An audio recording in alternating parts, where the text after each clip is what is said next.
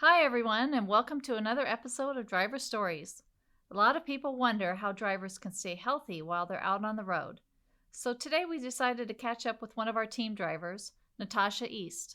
Natasha is an amazing cook, and she and her husband have been finding ways to stay healthy and active while they're out delivering for weeks on end.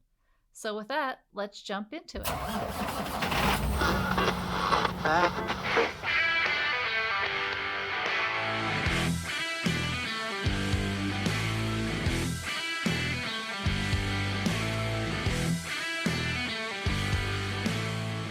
Anyways, so tell me this: when did you start driving a truck, Tasha? I started in 2011. Uh-uh. 2011. Okay. So was it No, I started in 2001. I'm so oh offbeat. my gosh. I'm still years offbeat. Well, Woo. let's back up a little bit before that. I think you met Monty in high school. Is that right? Yes, I was a freshman and he was a sophomore, Okay. and we were just best friends for about 2 years, and then we started dating. And well, probably about a year and a half, and then we started dating. And then I was a junior and he was a senior, and we got married. In high school? You got married in And high school? in high, we did, Oh my we did. gosh, We'll be girl. married. Yes, we'll be married 30 years tomorrow. Wow, congratulations. Yes, Yeah. thank you. Yep. What's your mom think about that? Well, my mom, so I was pregnant, Okay, and congratulations. my mom, she didn't say a whole lot just because that's exactly my mother did the exact same thing. But my mom finished school valedictorian of her class, so it worked out in her favor. Um, and we both finished high school, but my mom, the only thing she looked at both of us and said, "Okay, I'll let y'all get married," but she said, "Y'all will both live with me until you are finished with school. No ands, ifs, or buts." So we were like, "Okay." So we finished school, and then we both had jobs, and then we started college, and we did that thing, and of course that never really pans out, right? Did you We're finish not what we college? went for. No, I did not. Neither one of us. We were like right there, only had a couple of semesters left, and just decided it was easier to support our family. Wow. Okay, so So we just when did you guys get into Monty got into trucking first, right? So my dad had been in the trucking business when he come out of the oil field back in the early '80s, and so my dad was running a small trucking outfit back in Crowley. He was the head mechanic out that way, and then he brought Monty into it, and Monty started on what they call the wash rack, and the wash rack that you clean out like resin and rosin and wax and stuff like that. That's what that company hauled. So he cleaned out tanks is what he did. And my dad taught him how to be a mechanic. So then he was a mechanic. And he was a mechanic for a couple years. And he was on the top of a tank and he ended up falling off with the compressor falling on top of him. And that's whenever he decided to go back to college for computer tech, but it just wasn't for him. He needed to be outside in the field. And he was going to go back to being a mechanic, and he decided he wanted to become a truck driver. So Wow. because he would drive with them, like as a mechanic, he would drive like local stuff for them and like bring drop trucks off for them, pick them up, just that kind of stuff. So he did that, and So, that's but by how we that time, basically right? got in. You guys had two children, right? By that time, we had two. Yeah, two daughters, right? Yes, two daughters. Yeah. We had, yeah, I had my oldest when I was 17, my youngest when I was 20. Okay. And so by that time, yes, we had two, and he was working as a mechanic, and then he started as a truck driver, and then my baby was only about 8 months old, I guess, and I decided I'm going to go truck driving too. because Monty had started truck driving. Once he had gotten hurt back in '96, he had decided to go ahead and start truck driving. He was driving for a small local outfit out of Opelousas, doing flatbed, and I had gotten sick. So with me getting sick, once I got started getting better, I told him, I said, you know what, we don't know if we're gonna live or die from day to day. And we had a daughter with a heart condition, and so I said, well, he said, what are you gonna do? I said, I'm coming truck driving with you. He said, and what are we gonna do with our children? I said, we're gonna homeschool them. He said, you done lost your mind. Oh my I said, gosh.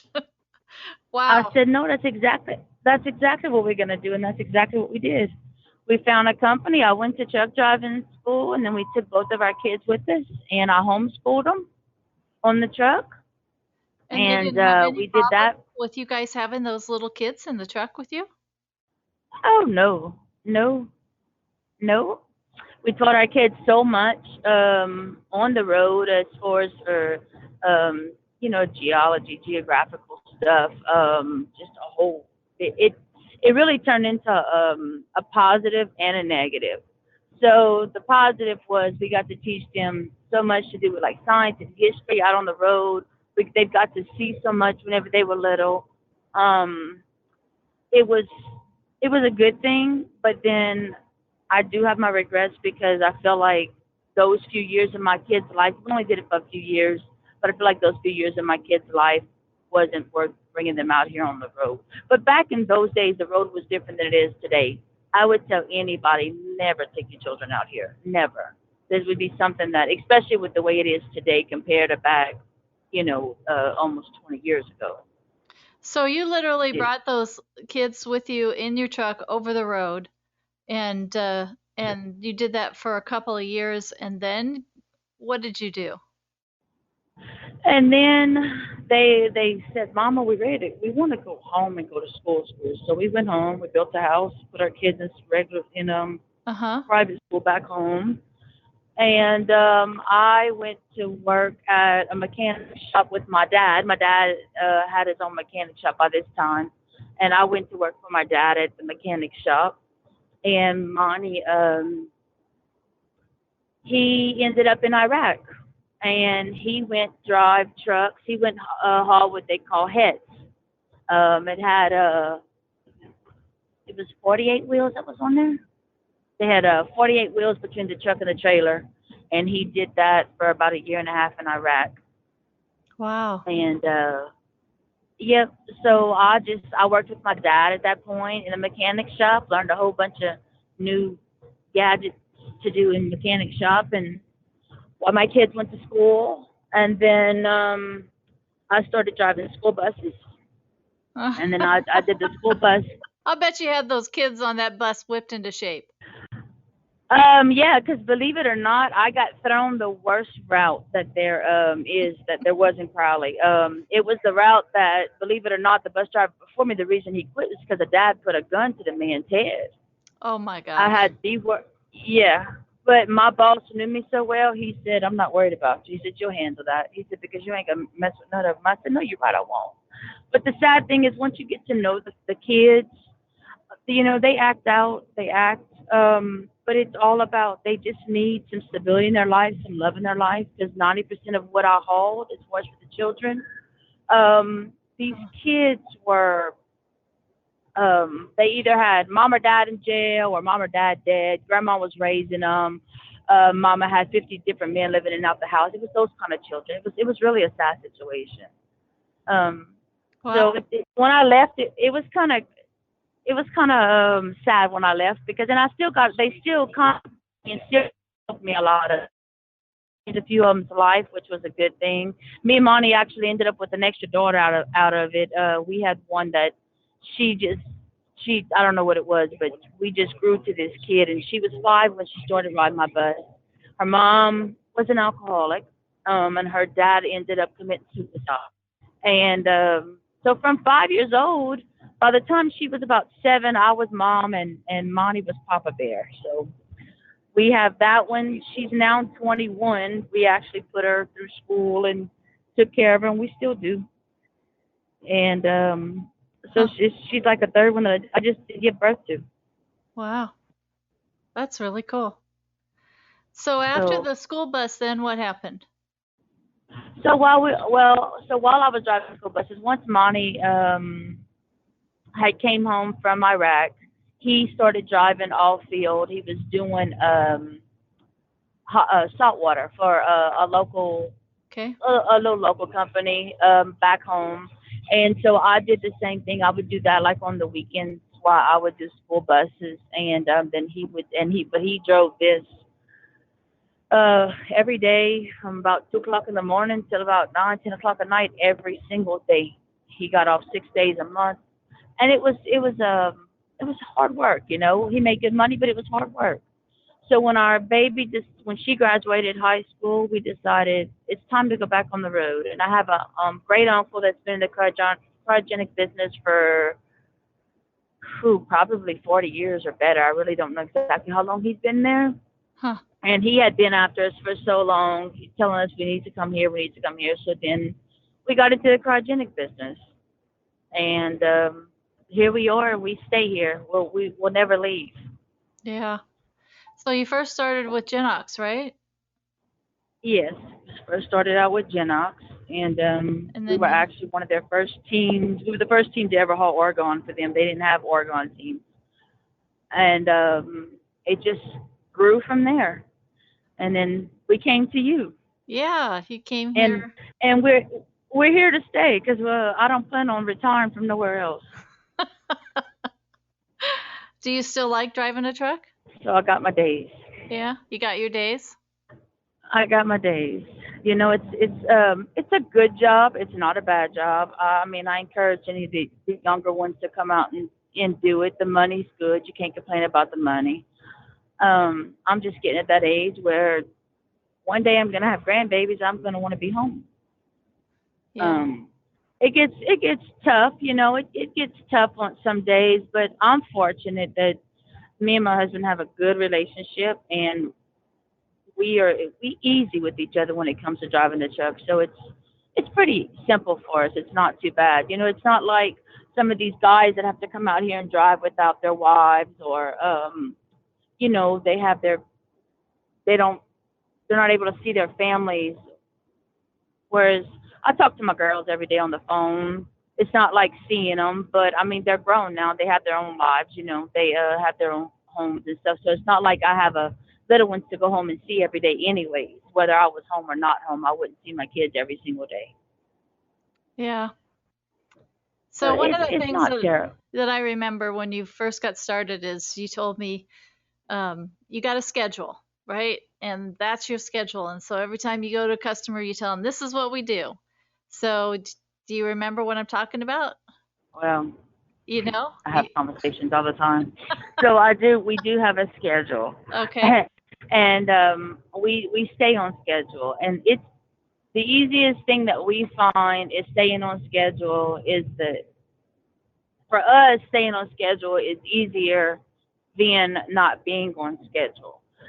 If we break our schedule, like yesterday we broke our schedule, it's just a little bit harder to fall asleep or to keep in a pattern. So we're not drivers that run 24/7. We do that for a reason, and I run my schedule. We Monty gets up in the mornings. He drives from about 6 o'clock in the morning till usually 4 or 5 in the afternoons. In other words, he does eight. He does 8 hours, 8 to 8.5 hours every day. I do the same thing. I get up at 8 o'clock at night, and I'll take off driving around 8:39, depending on my hours, and then I'll drive to about 5:36 in the morning. And in between all that is how we stop and offload and load and all that good stuff. We keep our schedule like that because every afternoon when he stops the truck, because we get up with each other no matter what. If we're loading or offloading, it doesn't matter how long we've been sleeping, we're going to get up and help each other and we'll just go back to bed. That is something we do as a team. We've always worked that way. Hmm. Then in the afternoons, we stop, we have supper together, and we'll have our shower. We'll wash our one load of clothes. I know a lot of drivers, they like to let all that pile up and they wash. They'll wash once a week or once every other week. I can't do it. Like, I will be insane. So I literally have to wash. And so I'll wash the one load of clothes that we had, and every other day I'll wash my bed sheets. I can't do the bed sheet thing where I have two sets of bed sheets. I rotate them, but I'll wash them every other day. I can't. I just can't. I cannot handle it. So, and that's our routine. We stick with our routine. Now, if a customer calls me and tells me, "Hey, I have a customer that I need brought to like ASAP. What time can you get there?" There's times that we'll break our routine for that. I'll help out the customer as much as I can, no matter what the situation is.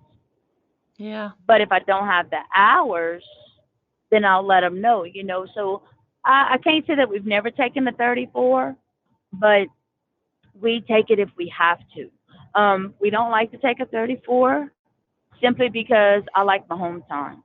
So if I stay out here 3 or 4 months and don't take 34s, just keep this truck rolling, I always have a load under me, and I'm always making the customer happy because I always have a load. Even though I only run the 8.5 a day, I always have a load on me. That load's always moving. It's always going somewhere, or I'm always on my way back to grab another load. Hmm. And they seem to be satisfied with that. I seem to not have any trouble with the customers when it comes with that. I'm straightforward with them when I first talk to them, and this is how I run. So either you like the way I run or you don't like the way I run. We could do it whichever way you want, but this is how I'll work. So I'll work for you, or I can go another way with it, whichever way. Right. So And that's how it's been. yeah, one of the things though that one of your stories that I really like is, and I'm just saying this to the listeners, if you don't know Natasha, she has beautiful long hair, and I'll never forget this the story she told me about how you take care of your color and your hair while you're out there on the road. Oh, well, So tell us about I that. gotta tell you. Well, so I recently found me a beautician at the Petro in Toledo that I'm very pleased with. So I now go to her every time that I do our truck oil.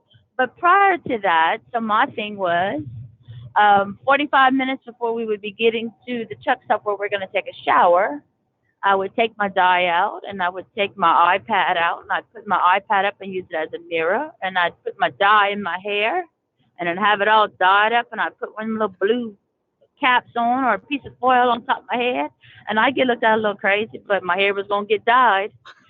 And when I would get to the truck stop, I would get down just like that and wash my hair and get it all cleaned up. But it was the only way to keep the color so I can keep the grays because I can't handle the grays. Yeah. So Yeah, so I I'm would, right there and with you. I, but I found a new lady, so that's been my go-to lately. I haven't had to dye my hair myself lately, but if I have to, I will, and I'll even cut it myself if I have to, no problem. And I'll cut Monty's hair because I don't allow that to get long either. And but she does a really good job with his hair too. So that's what we've been doing lately. Now that we're back on that side. Now if they switches again, I'll have to go back to dyeing my hair again because I have a really bad trust issue with people doing my hair. And Monty finally convinced me. He's like, I'm telling you, you need to just give this lady a try. And I did, and I absolutely love her. She's great. So if you're ever on the Toledo side, the Petro, Miss Mindy, she's amazing. I love the way she does my hair. She's good. Yeah. One of my favorite memories of you is we had that Christmas party, if you remember, and it was on the boat. I think it was on the boat down there in um, Oh, Seabrook. Do you remember that? yes, I do. I can send you video of that. Yeah. Yeah, I don't need any video. But afterwards, the following morning, you guys had rented, I don't know if it was a B&B or whatever, right along the beach there. Do you remember that? Yes, Yeah. yes, yes. And you and Tanya and Monique and Monty, you guys invited everybody over there for a brunch. And that's when I met Actually, your, yeah, you remember Tanya that? was Tanya. Yeah, Tanya Monique. Did they say no? It wasn't Monique. Just Tanya, huh? No, it I was think it both of was them. just. They were both in the kitchen. And I have to tell you, I was not brave enough to try the frog legs, but Christian tried the frog legs and he loved them. But oh my gosh, that food was amazing. And Yeah, well, that's I don't eat frog legs either, so don't feel bad. okay, good. I It's don't even not, do and you know what? crawfish. Oh, now give me some crawfish, and we're gonna eat the crawfish. But and I would never ever say a frog leg is nasty. I mean, us in Louisiana, we eat everything, right? And I will never say it's nasty. It's a mental thing. I cannot get past putting that in my mouth simply because my brothers chased me with them little green pea frogs all my life and have scared me with them. And look, they're totally different frogs. It's two totally different things, right? I'll cook them. I'll cook them for them to eat them. All my family eats them. I'll fry them. I'll cook a sauce pecan with them. But as far as for me to say I'm gonna eat them, no, I just can't do it. Yeah, I couldn't do it either, but it was an awesome time and one of my favorite memories. So, um anyways, We that's love doing big get-togethers like that. yeah, and that was when I learned that you like to make gumbo. Isn't that right? So yeah, that day I actually made that was a shrimp stew that we had made. Okay. So yes, and I'll never forget Kathy, your little secretary. Uh-huh. That was hilarious because she said, "Well, where are the soup bowls?" And I said, "What do you need a soup bowl for?" And she said, "Well, for the soup." I said, "Girl, that ain't no soup. You put rice in your plate and you put some gravy on the top of it. That's the stew." She said, "Oh wait, huh?"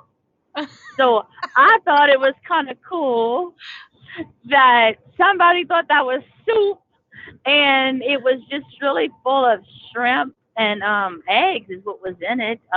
We put boiled eggs inside of our shrimp stew, so just a bunch of onions and a roux that we made and a lot of shrimp. And Kathy thought it was soup.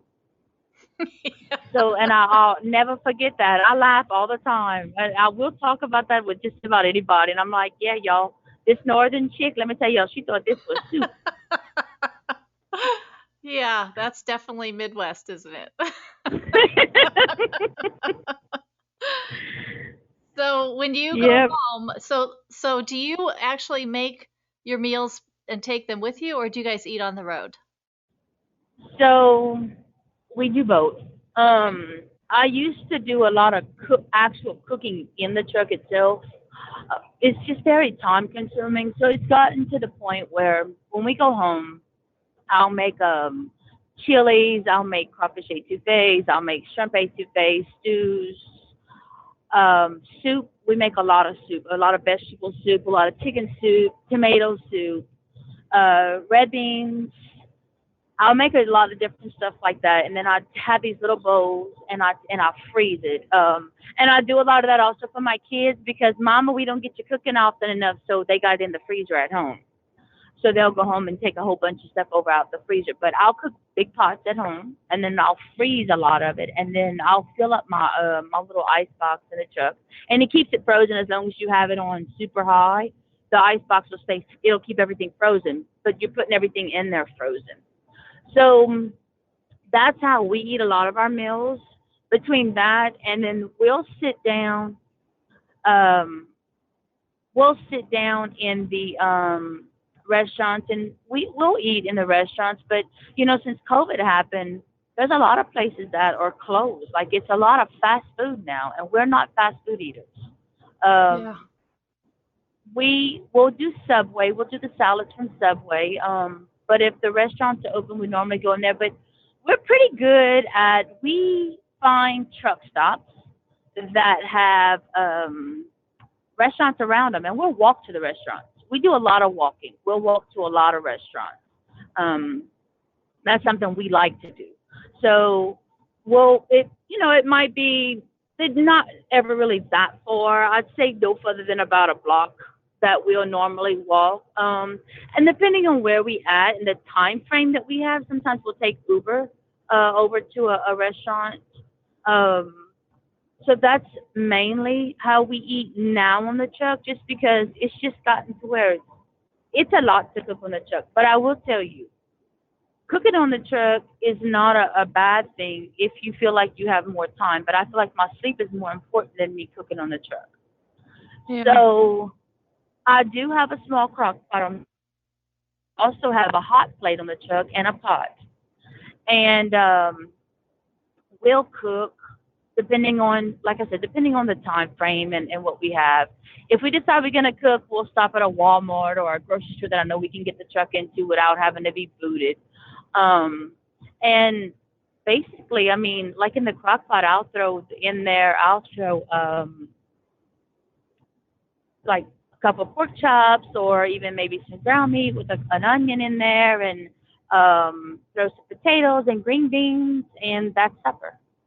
You know, we can do, because a crock pot will get you a long ways. But another thing I have an issue with is it's such a small confined area that every time you cook on the truck, it leaves the food smell, and I hate the food smell. Yeah. It gets in my hair, it gets in my clothes, it gets in my curtains. But if you're trying to stay healthy and you don't want to spend a lot of extra money on the road, that's the way to do it. Because you do save a lot of money by cooking on the truck. You save a whole lot of money by cooking on the truck. So when the food that I bring from the house, I'll pop it in the microwave. And I don't know if you remember when I first started driving for you, I was one that refused to have a microwave in my truck. I didn't want a microwave in my truck because the radioactive waves coming off that microwave is not good. Because you're in such close area. But it got to the point where conveniency was a little bit, I needed that conveniency in my life.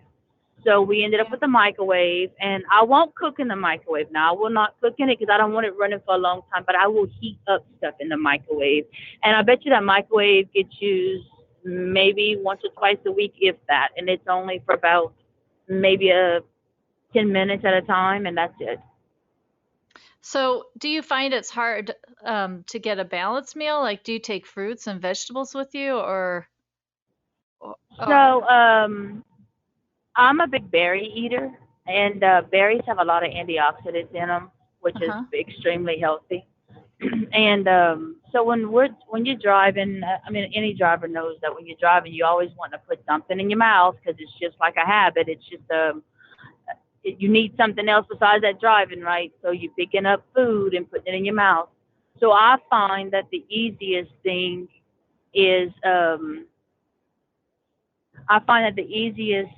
far as for eating on the road whenever you're going to try to eat healthy, just we buy a lot of berries. And, you know, berries don't last a very long time, but if you keep them cool, they'll last a lot longer than you think they're going to last you. And I just eat handfuls of berries whenever I'm driving, basically, instead of going to the chips and the cookies and the bad things. And I'll tell you something else we started probably in the middle of last year, and it seems to have helped a lot.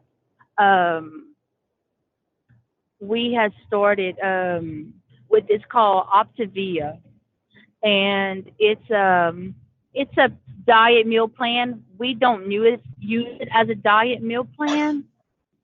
Okay. We use the bars basically as our snacks. So somebody that likes chocolate, peanut butter, it has all that kind of different stuff in it. Chocolate, peanut butter.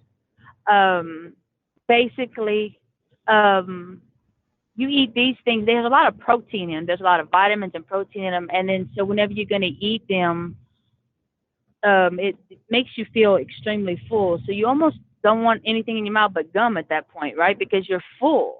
Yeah. And anybody that's looking to lose weight, it's a great program for people that are looking to like lose a whole lot of weight. It has helped us lose weight.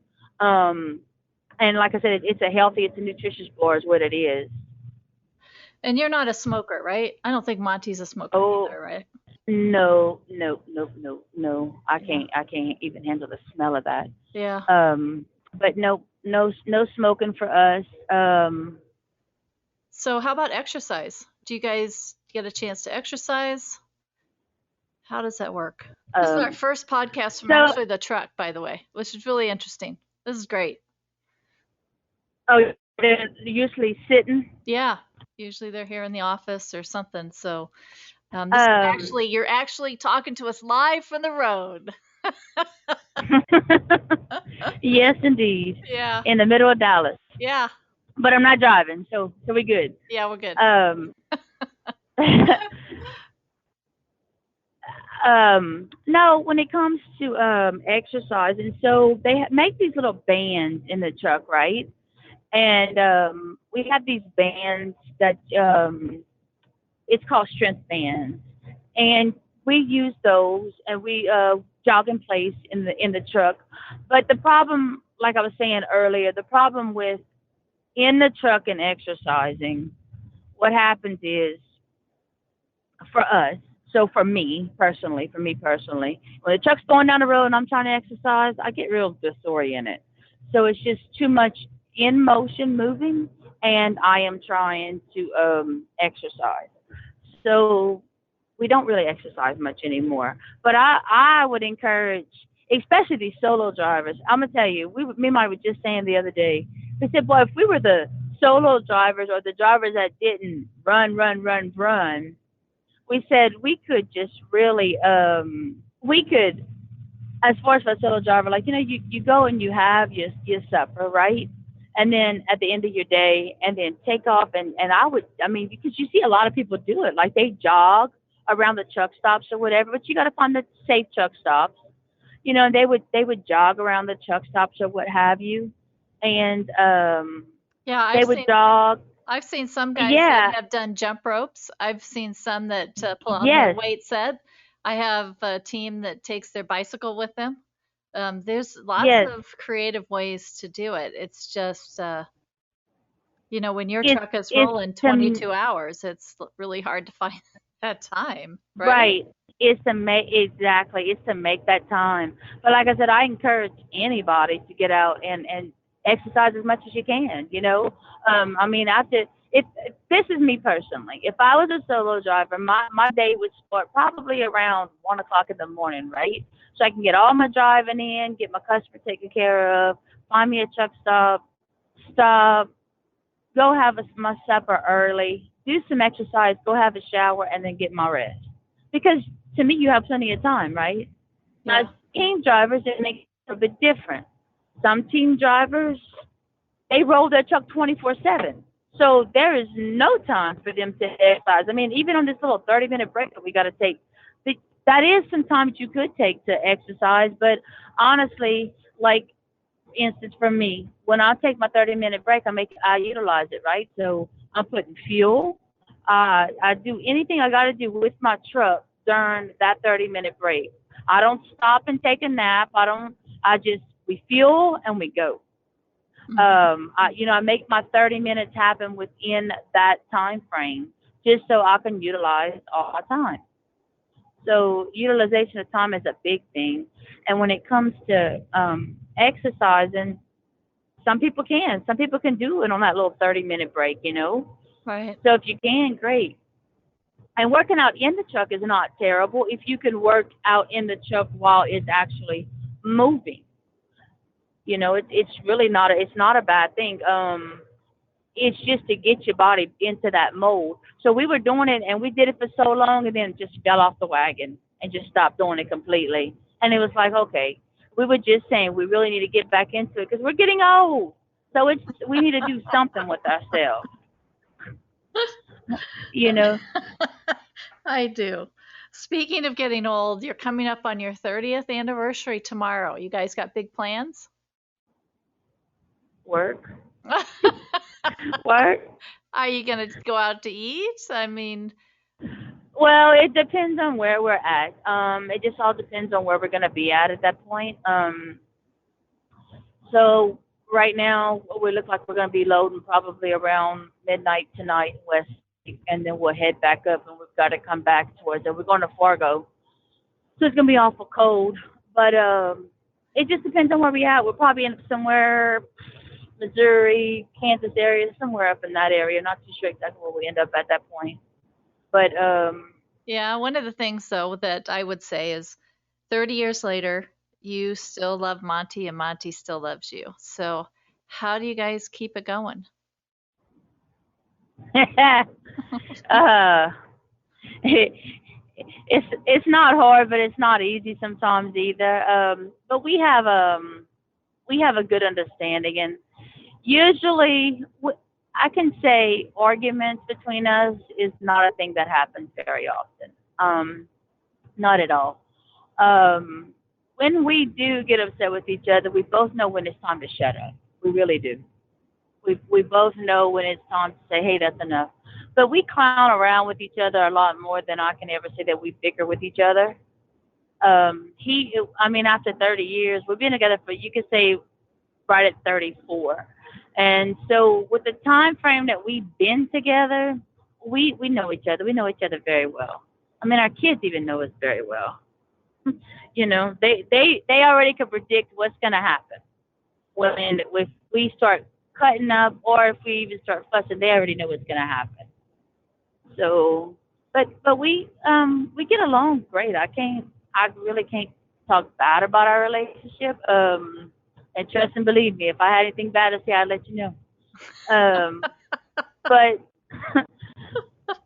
we really get along good, you know. Yeah, I would agree. I mean, he's got his little quirks, and I got mine. And as far as us working together, um, he does one thing and I do one thing. You know, as far as from the truck, we have our routine. We stay on routine with each other, and then when we go home, it's people probably think we're crazy, but when we go home, to be honest with you, even when we go to the store or whatever, we always together. And if we're not together, then we're we're kind of lost, to be honest with you. Like we don't know what to do without each other, no matter where we go or what we do. There's times that he'll go because he likes to hunt, and there's something I don't do. That's one thing I refuse to do with him, but my daughter will do it with him. But he'll go hunting or maybe go for a weekend hunting, and he'll go with maybe some of the guys, or him and my daughter will go, and we really are lost without each other, you know. So we worry about each other, what we're doing, you know, if everybody's okay, or that's just, I guess, just become part of our lives. But Yeah. and as far as for the truck, we'll try to go out and eat as much as possible, or when we break, for instance, when we break down, instead of being mad about being broken down, of course we're not happy, right? But we try to find something to do. We'll go to the movies, we'll find a history museum to go to. We just try to make the best of it, and that way we're not fussing. We're not going to fuss with each other, but this way there's no bickering at all, you know. Yeah. And I mean, it's part of the trucking life, you know. Trucks break, so we just keep things rolling that way. But we have a really good marriage. I can't speak bad about our marriage. I can't say that it's been 30 years of glory, because we've had our times where we wanted to kill each other. Yeah. We really do. The better we get with each other. So you always take vacations. Where's the next vacation? The next vacation is actually we're going on a cruise, and we're going to the Med. So we're going to Greece, Oh, and we're cool. going to Turkey. It's Greece, Turkey, Israel, and then back to Greece. Wow. When are you So guys doing that? this year, but we try to plan them out a year ahead of time. Yeah. All vacations we try to plan a year ahead of time. But yeah, we're gonna do that on a cruise. We love to cruise. That's something that we really enjoy doing. It's real relaxing. Um, because we rent a lot of houses and go places and do things like that. But when we do that, I gotta cook, which is not a bad thing. 'Cause actually in 2023 we're talking about going up to there's this big lake up in Danridge, Tennessee, in the mountains, and the kids. We're talking about the kids coming with us and go do some fishing, and then Pigeon Forge is right there, so we'll be able to go out and do some of that. But yeah, Oh, we planned on going taking a cruise this year. We planned that last year, so it probably let's got hope that canceled we don't last get a year, new right? strand of COVID and that messes everything up. Yeah. So we were taking a cruise year before and it got canceled. Yeah, Yeah. Yeah. yeah. Last several vacations got canceled. The one thing I tell you what me and Monty did do, and we really loved it, was whenever we were hauling CO2 up in the California area when COVID was everything was shut down, we decided we needed a few days off, and we parked our truck up in California. We rented a car, and we rode Highway 1.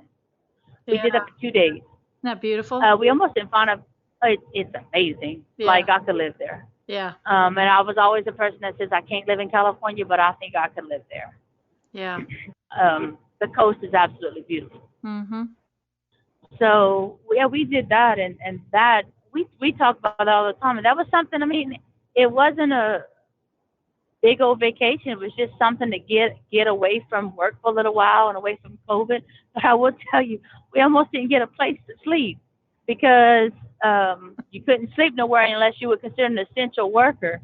Well, they considered us an essential worker, so I was thankful for that. So we were going to sleep in the car on the water. Yeah, thank goodness, huh? Thank goodness. Thank goodness you guys are essential, which you are. Right. Yeah. It's a good thing in some circumstances, Yeah. But I'm glad, because we were able to keep working. We were home for a couple of weeks when all that happened, but we were able to keep working. I'm thankful for that. Yeah. Just to keep on moving. Yeah. Well, Tasha, we're out of time. So I just wanted to tell you how much I appreciate you talking to us today. And I'm really glad you're here. I've enjoyed our friendship over the years. And one day we're going to take a vacation together. One day. I know we talk about this all the time. See, maybe you need to think about coming to Greece with me.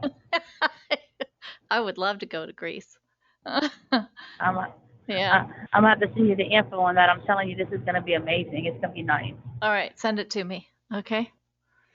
All righty. Okay. Well, you guys have a great day and happy anniversary. I hope you find someplace wonderful to just take a break and enjoy each other. We'll try to find us some food somewhere, but I guess we'll get a break when we go back home. There you go. That's just part of it. Yeah. Part of our job, right? Exactly. So. All right. Well, have a wonderful day. Thanks, Natasha. You too, ma'am. Thank you. Bye-bye. And that's a wrap on this episode of Driver Stories. Be sure to check out our website at lgttransport.com for more information about the show and LGT Transport. You can also find us on social media and let us know what you think of our podcast, and leave us a review on Apple Podcasts. Thanks everyone for tuning in, and we'll catch you in the next episode.